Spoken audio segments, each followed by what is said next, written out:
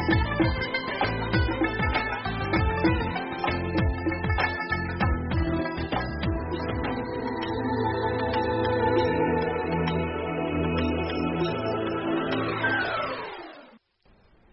alaykum qadrli ko'rman do'stlar. Nadir kitoblar bilan o'qirmanlarning qalb dunyosini g'idaqlab kelayotgan bir kitob bir alam programmasini davomli ko'rishingizni qarshi olamiz. 1843-yili Fransiyalik yozuvchi Aleksandr Dyuma nashriyat savdogari bilan mundaq bir g'alit to'xtam imzoladi. Aleksandr Dyuma nashriyatga voqelik ajoyib qo'rqinchli bir roman yozib berdi. Shart bu roman butkul Parijni larziga serish kerak. O'ylamag'an yerdan bu roman Paris emas, bütün dünyani larziga soldi. Aleksandr Dyuma 67 yillik hayotida 1200 pajidan ortiq asar yozgan. Undaqda to'xtamlashmoqchi bo'lgan roman zodi qaysi roman? Bugun dal mushu masala ustida suhbat etamiz. Men avval bugungi suhbatimizga qadam tashrif qilgan 3 aziz mehmonni ko'rman do'stlarga tanishtirib o'tay. Şinjan İctimai Fanlar Akademiyasining pensioneri, adabiy tarjimon, yozuvchi Farhod Jilan efendi. Şinjan Yaşlar Jurnali Tahrir bölümünün müdiri şair Asqar Yasin efendi. Şinjan Yaşlar Jurnallar Nasihatining muavin baş muharriri şair Azizi efendi. Aleksandr Dyuma Fransiyaning 19-asrdagi romantizm adabiyotining da'ngli vakili. Cho'ng Dyuma butkul 67 yillik hayotida 1200 parchadan ortiq asar yozgan bo'lib, adabiyot sohasida ommabop roman shoiri deb nom olgan. Cho'ng Dyumaning ishqilishvoz Graf Monte Cristo'dan iborat ichki romani uning eng vakillik asarlari bo'lib, dunyo o'qirmanlari orasidagi g'oyat zo'r ta'siri bilan o'lmas asarlarga aylangan.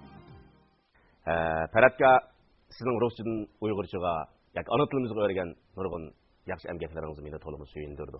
Masalan, sizningki vaqtga emgaklaringiz bir qancha deb o'tsak bo'ladi. Sarkat Chingizxon va uning avlodlari nomli ilmiy asringiz bu Aranjan Xardovanning asari. Uningdan boshqa Baskakovningki dangli asari Turk tillari degan asari bor. Uni siz ruschada o'rgan. Uningdan boshqa dangli qirg'iz yozuvchisi Chingiz Aytmatovning Kassandra Tamg'iz nomli romanini siz ruschada o'rgan. Undan keyin oldimizda turgan bu Graf Monte Cristo nomli bu romanni sizning dal ruschadan avtorga romanlaringiz. Demak, endi shu emgaklaringizning hammasidan biz aytib söylemiz. O'qirmanlarimiz, ko'rmanlarimiz o'ylab söylenish kerak. Bunda endi Graf Monte Cristo roman to'g'riliq endi tafsilroq bir to'xtalaylik. Endi siz mush romanni endi qanday sharoitda, qachon, nima vajdan tarjima qilishni deb qo'ygansiz bir aytib. Bu romanning qachon, qanday sharoitda tarjima qilinib qolganligini buni bir eslab o'tishga arziydi. Chunki bu roman favqulodda davrda, favqulodda sharoitda tarjima qilingan. Yani favqulodda davr deyishim bu madaniyat inqilobining qabohatli kunlari edi. Favqulodda sharoit deyishim men ularda turli og'ir emgaklar bilan shug'ullanib jinimni biqib yurgan bir kunlar edi. Endi shunday kunlarning birida bir oq ko'ngil kishi menga shu Graf Monte Cristo romanining ruscha tarjima nusxasini berdi. Kishilar shunday kitoblarni saqlagan ekanda yoshirincha. Mush kitobni bir o'qib beqing, ajoyib roman bo'ldi. Kitobni akirib o'qib bo'lgandan keyin o'zim hayron qoldim bu kitobga. Bu roman, mushundaq romanlar bor ekan o'g'li. O'zim hayojimni besa olmay qoldim. Xeyli vaqtlargacha, xeyli kunlargacha men shu romanning ta'sirida yurdim. Keyin oxir bo'lmay buni yana qaytadan o'qib chiqdim boshdan o'qib. Yana o'qisam, yana shunda o'qigim keldi. Eng oxirida bugun ikkinchi qitim o'qib bo'lgandan keyin o'zim o'ylab qoldim de. Mushu kitobni mendan boshqalar bir o'qib olsam-da. Dünyada mushundaq bir romanning borligini, mushundaq bir asarlarning borligini boshqalar bir ko'rib qo'ysa bo'lmamdi. Ular o'sha menga qo'shilib, meningdek bir hayojonlanib boqsam-da deb mushunda o'ylab, eng oxiri men buni tarjima qilish niyatiga keldim. Endi qiziqarli ish shuki, endi mening shu chaqlarda bir yosh, endi 27-28 yosh vaqtlar ham uning ustiga men umrimda bir 4 qur xatnimi bir tildan tarjima qilib boqqan vaqtim emas. Tarjima xizmati bilan uchrashib bakmagan. Kitobni o'qiganim bilan uchrashib bakmagan. Lekin men o'zim o'ylsam, nima uchundir? Men buni cho'qim yaxshi tarjima qila olmayman deydigan narsa o'zimning ishonchim bor o'zimga. Balkim bu nima uchun degan vaqtida bunda o'ylasam, men o'rta maktabda o'qiyotgan vaqtlarimda tartibli adabiyot o'qituvchilarim uni nisbatan ko'z qarshidagi yaxshi endi. Men yozgan asarlarimda bir maqtaydigan, yaxshi tabrik beradigan, Ondan keyingi vaqtlarda ikki parcha hikoya yozdim. Bu hikoyalarni jamiyatda qo'ldan qo'lga ko'chirilib, xotir daftarlarga ko'chirilib, shunday Tinchlikni Amerikaga tarqalib ketgan yaxshi inkoslar bo'lgan. O'zimga yaraydi. Shuning uchun o'zimda men cho'qim menda bir yoziqchilik iqtidori bor. Men cho'qim yaxshi yoza olmayman, ham yaxshi tarjima qila olmayman. Deydigan o'zimda shunday bir ishonch bor. Shuning uchun men buni qo'rqmayli tarjimani boshladim.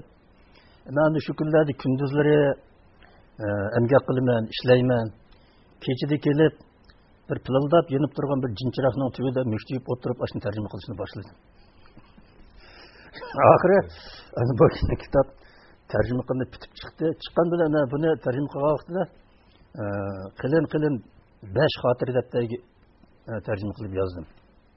5 xotir daftar bo'ldi, lekin bu romanning hammasi oxiri emas, to'liq tarjimasi emas. 20dan ko'proq qismi tarjima qilindi, yana 20dan ozroq qismi yana qolib qolgan. Bu 5 xotir daftarmi, ya'ni kishilarning qo'ldan qo'lga o'tib o'qiydigan bir material bo'lib qoldi. Nurg'un kishilar menda kelib meni taniydiganlar, biladiganlar, o'zim ishlaydigan odamlarga berma o'qib qo'ldan qo'lga o'tkazib o'qidi. Romanning tarjimasi to'g'risida oid qizg'in munozaralar, bas munozara o'tib ketdi. Ular o'zining ta'sirotlarini so'zlab buni bir nashriyatga basingiz bo'ladi deb buni besib chiqarish kerak deb buni oxirini to'liq tarjimasini to'liq bitirib bir nashr qilsak bo'ladi deb ularning shunday imkoniyatlarni berishdi. Bular endi shu jamoat fikri jo'g'inib qoldi bu yerda. Bu nashriyat o'rinlariga bularni so'zladi. Keyin endi men buni nashriyat olib berdim.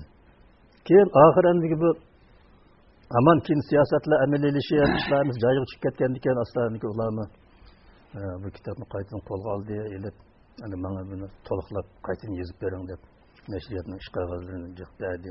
O qog'ozlarni olib kelib men uyda uni yana boshqadan ish qog'oziga ko'chirish jarayonida yana o'zim yana bir qor tahrirlab oxirgi bitmagan qismini yana qaytadan tarjima qilib to'liqlab olib berdim. 86-yili rasmiy nashrdan chiqdi endi. Bu tarjima bu kitob demak bu roman mana shunday qilib tarjima qilinib nashr qilinib qoldi. Ras alayda sharoiti maydonga kelgan alayda roman ekan bu. Uni ustiga siz ishda baxtli odam ekansiz, hozir o'ylab qoldim. Ayni vaqtda sizning hikoyangiz pul degan hikoyani biz qo'lda ko'chagan qo'l yozma bilan o'qigan. Mening aniq esimda bor, mening uyimdan bor bu xotira. Ikkinchisi sizning bu romaningizni ham haqlar qo'l yozma holatda o'qitdi. Bu jiq odamlarga nasib bo'lgan fursat emas. To'g'ri.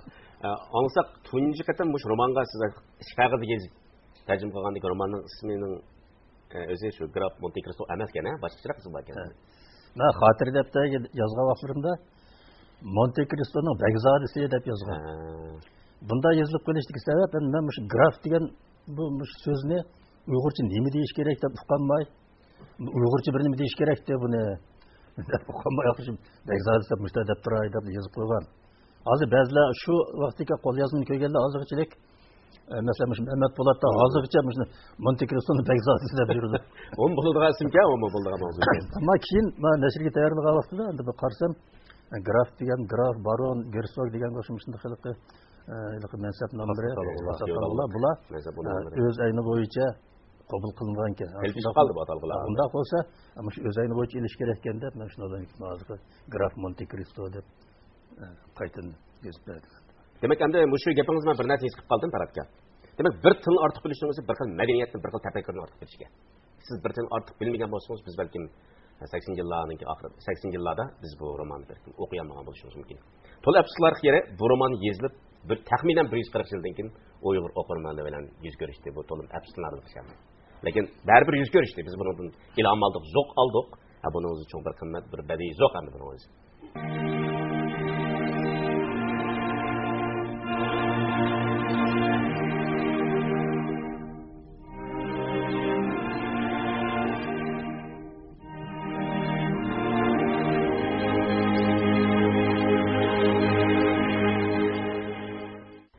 Asqar efendi, mening bilishimda 80-yillarning oxiri, 90-yillarning beshida oliy maktab hayotimizda 3 parcha romanni o'qish qattiq moda edi.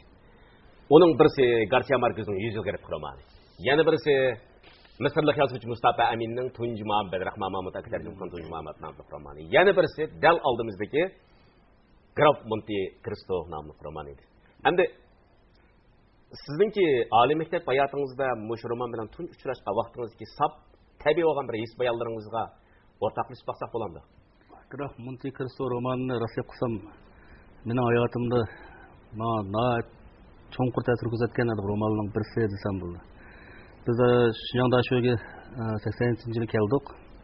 87-yil kelgan vaqtida bu romanni yangidan nashr qilinib ekan.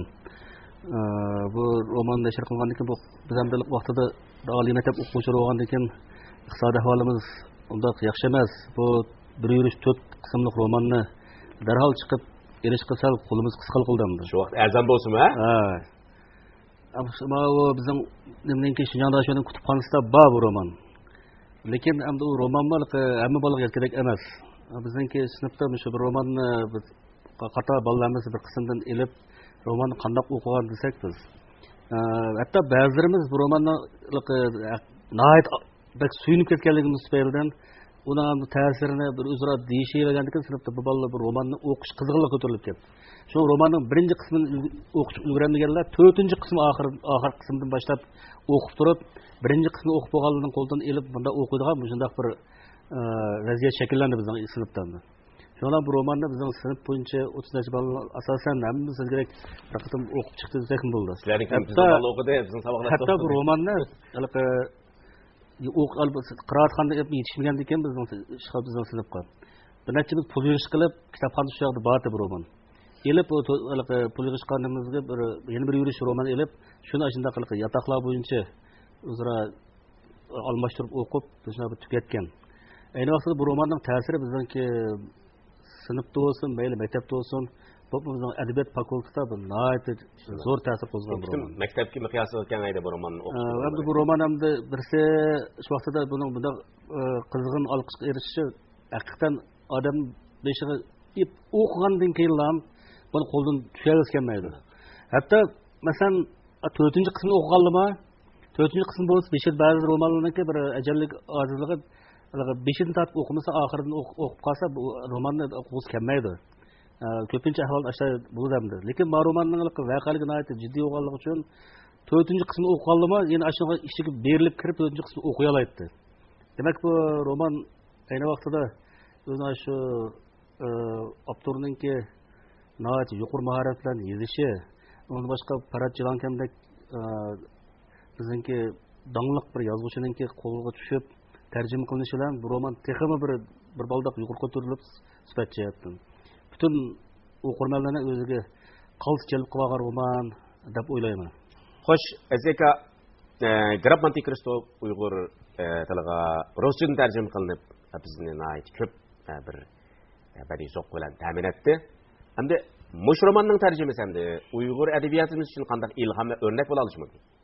Grab Monte Cristo romani bu bir qadar bizga burunroq tarjima qilingan va yoki ma'lum bir mezgillik bir xil jimjitlikdan keyin tunji qatim o'qirmanlarning yuraklarini chekkan roman deb qarash qiladi. Bu roman masalan ayni vaqtda emas, hozirgacha o'qirmanlarning qo'lidan tushmay kelishida buning uchun bir necha xil sabablar bor. Romanda meni o'ziga jalb qilgan nuqta qaysi bo'lsa, roman o'z ichiga olgan bu hajm jihatdagi 4 tomliq roman bo'lish bilan emas, balki roman o'z ichiga olgan bir xil tarixiy araq ko'rinish, madaniyat qatlami va romanga xos bir xil ma'naviy ko'lam bo'ldi. Romanning asosi turadigan masalan do'stlik, muhabbat, taqdir, boylik, martaba, zamon, makonga qanday muomala qilish masalalari buningda ma'lum nuqtadan chiqib intayin yaxshi kirishtirilgan. Shu orqali yo'g'on bir davrning, yo'g'on bir tarix araq ko'rinish shundoq 4 tomliq bir romanda bir davrning ayniga sifatida o'tib chiqqan. Endi shu nuqtadan aytganda bu romanning biz uchun eng ahamiyatli yerlari desa, bir xil romanning xos ichki madaniyatimiz, millatning, madaniyatning bir sig'imini ifodalaydigan bir ichki hayotiy kuchga ega qiladigan masala shu romanda intayin yaxshi gavlangan deb qarayman. Albatta endi romanning xususiyatini belgilaydigan narsa uning bat soni yoki uning ifodalangan boshqa narsa bo'lishi notayin. Lekin ma romandagi 4 tomliq romanda o'tirib qo'yilgan shunday olamshumul ahamiyatga ega hodisalar. Buningdagi intayin qiziqarli voqealar, intayin murakkab hayot hodisalari, kishilarning buni tutgan pozitsiyalari. Oxirgi hisobda bir ayni vaqtdagi Fransiya jamiyatining yoki Yevropa jamiyatining bir badiylashgan bir kartina sifatida bizning ko'z oldimizda namoyon bo'ladi. Darvaqa biz u yerga bormagan, u zamonda biz bo'lmagan. Lekin mushu roman orqali biz shu davrdan intayin aynan usulga ega bo'la olamiz. Shu nuqtadan bu roman menimcha bizning hozir ham bundan keyingi roman ijodiyatimizda ma'lum ahamiyatga ega, ta'sirlantirish kuchiga ega asarlarning biri deb qarayman. Hozir bu Azizning gapini olgandan keyin buna bir hissiyat kelib qoldim. Bizning Uyg'ur romanchiligiga selishtirib keldi bu. Qaraq Monte-Cristo romanini ko'rgandan keyin men yana hozir buni ochib o'qiyman bu romanni. O haqiqatan o'ylagan narsa nima desa, bizning bu shu Qaraq Monte-Cristo degan romanda to'qilma bu. Shu vaqt shu ayni davr romantizmning muhim namoyon xarakter romanlarning birisi bu. Shu Yevropadagi. Lekin bu to'qilmada turgan bilan buning tarix bor. To'g'ri. Ayni davr 1800-yillardagi Fransiyaning tarixi bu shu nima bu Cumhuriyetçiler bilan padişahlık tuzum oturusku şu ziyetler bu nayet bir iniq pakt kaldı eksetorluğu. Orada devir royba. Devir royba. Ondan başka muhabbet nukul çakın muhabbet emesinde. Bizim romanlarımızda qanday oldu başta bir muhabbet başlanıp kelse ahırda şu muhabbetin gepi tügümüzse şu muhabbetin lan etrafını egip ketemeydigan turmuştan başka taraflarga yüzlenmeydigan makalalar bizim romanlarımız nayet köp uçuraydı. Lekin bu romanda muhabbet mi var? Bu şu coğrafya, tarih, ilahiyatçilik, bu şu fenning hemme daireleriga chetilib ketalaydi. Tarix, coğrafya, mush narsalarning hammasi bu romanda yaxshi o'z o'rnini topdi. Universal bir bilimchanlik bor romanda. Bu romanda masalan quliq odam ham tarix o'qiyotgandek, ham shu bir Fransiyaningki umumiy bir holatini ko'z oldiga keltirib ko'rayotgandek Müştak hem sayat kılavatkandak özüne. Bana da ameliyatda tokulmama o. Tokulmamız erken rastek bilindi. Yani biz bir yerde demek degende demek biz romanlarımızda şu hakiki iyi kılman deydikimiz bu romanların ki turmuş kaplamlarına dairesini kengaytişimiz. Nukul bir izde bir daireni çıkıp koydu. Vakala dövüsü aylandırıp koymasımız gereken romanlarımızda bir yukur seviyene yaratish uchun mukammal bilim qurilmasi bo'lish kerak ekan bir yozuvchida degan narsa bu shu romanni arqatib o'qisam shu narsa o'ylayman. To'g'ri. Sen boyada o'tding, masalan, romanni to'qilma deb. Bu so'zni masalan adabiyotga tatbiqlaganda menimcha hozir bu so'zni o'ylashib chiqish to'g'ri keladi. Bu darvaqa to'qilma bo'lishi mumkin. Lekin bu to'qilma yozuvchining tafakkuri asosidan chiqqan narsa. Yazgıcı bir cemiyet yaşayotgan adam bunu süpütü bilen özünün turmuş etrafındaki narsini özünün tefekkürüne tayinip tokulma kılıdı. Lekin bu tokulma eğer o xiyali narsiga aylanıp qalsa bu kitap bizge bir tercüme kılınmagan buladı. Aynı vaqtda bu adam neşriyat sodagirining möcüsüden chiqarmagan buladı. Endi bu nima tokulma nimaga aylangan desang, hayat haqiqatlarga aylangan. Aşınыңdan uzuqlangan. Mesela muhabbetni dedik. Mening his qilishimcha romanda muhabbet bir yeputchi. Hem onun bir tarkibi qismi romanning. Lekin bütün bir tarkib nimasi emas. Yani romanning asosi emas. Bu hayatmi muhabbatsiz mustasno bo'lib turmaydi. Har qanday narsa bu bo'lmaydi.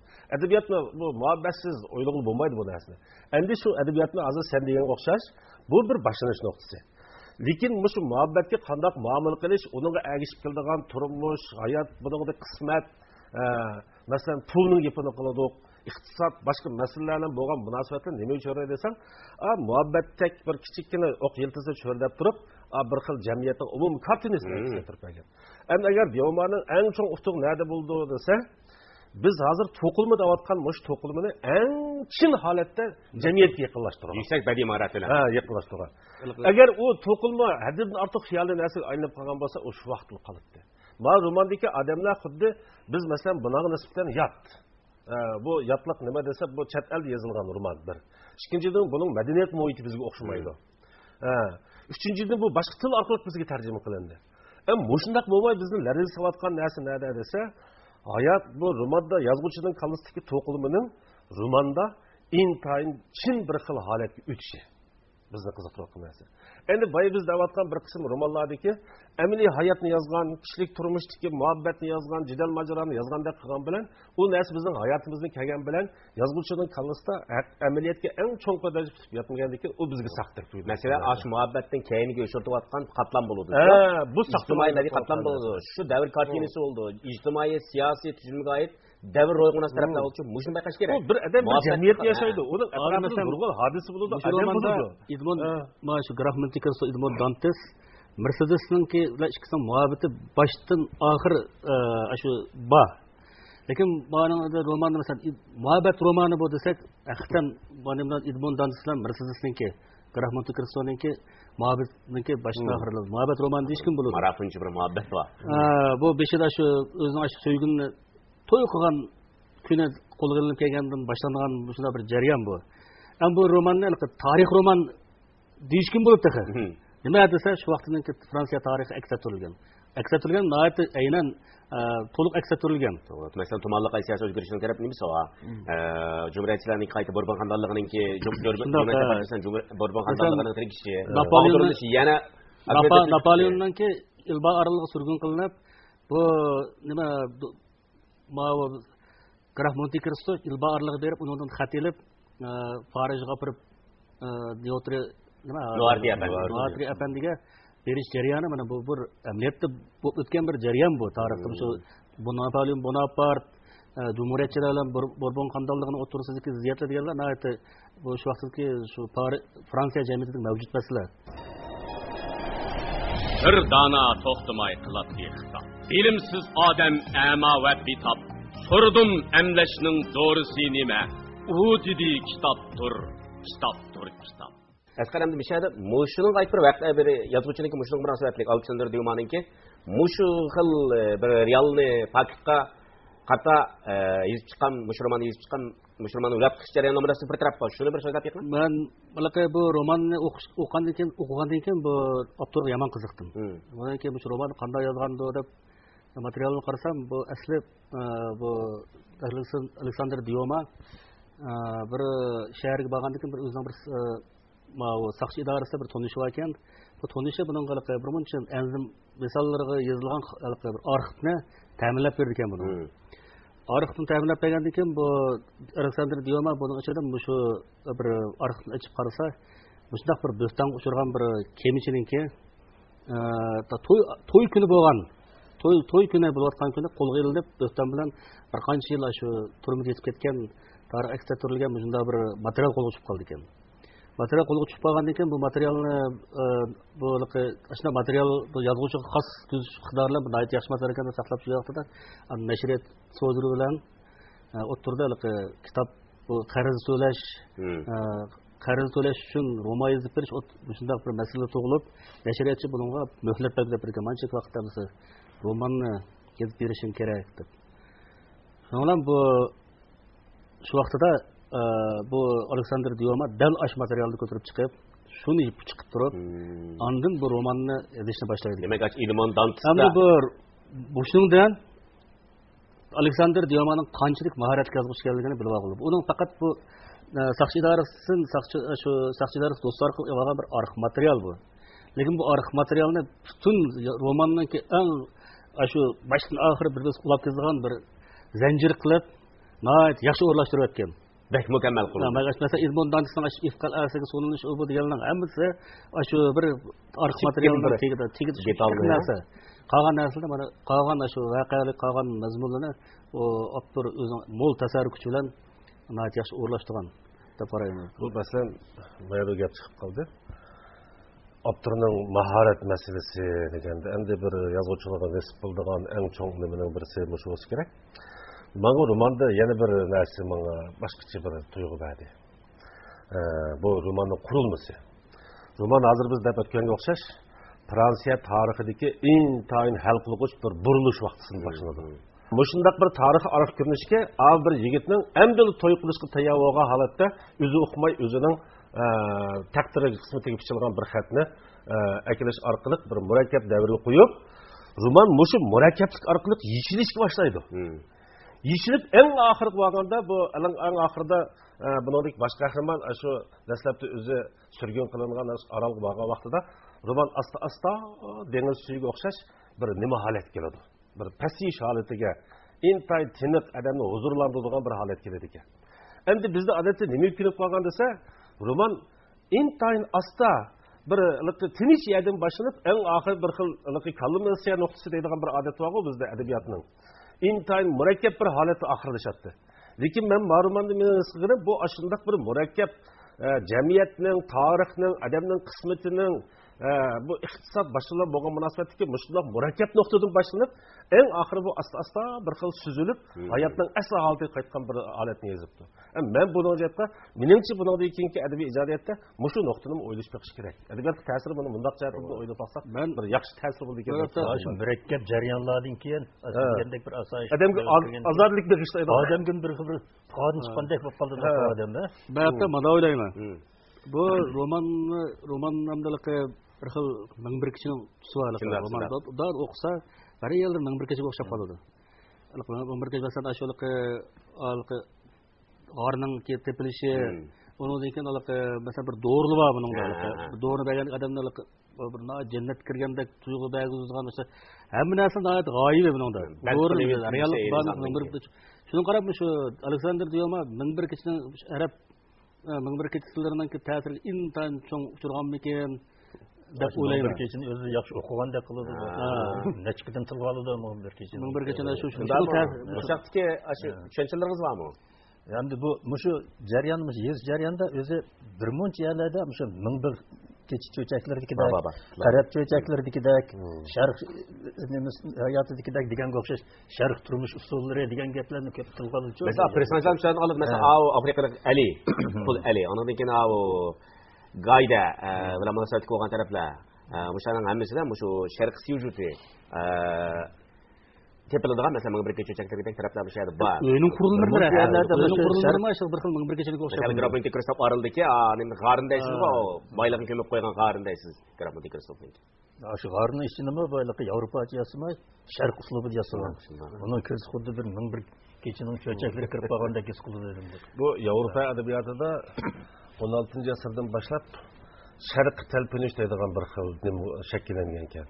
Bu 19-asrda eng yuqoriga yetgan vaqt ekan. Masalan, Gyote bilan bu eng yuqori fanliga yetgan deb qo'ydim. Chunki Gyotening G'arb sharq dastoni degan nima so'rasmi ko'p topildi. Bunda asosan bu sharq motivlari, sharq rivoyatlari, ming bir kecha afsona rivoyatlar jiq.